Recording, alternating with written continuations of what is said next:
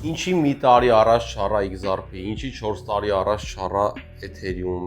ինչի 5 տարի առաջ չառա Bitcoin, ինչի 10 տարի առաջ չառա Դուբայում տուն, ու այտենց ինչուներ եւ խիներ, ինչիներ եւ խիներ։ Դրա համար տեխնոլոգիաներից հետ չմնալու նպատակով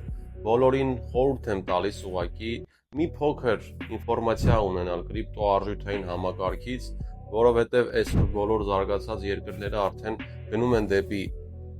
արժութային համակարգի փոփոխման, որը որ ապագա մեր արդեն դառնալու է մեր ծախսերի միջոցը կրիպտոարժույթը։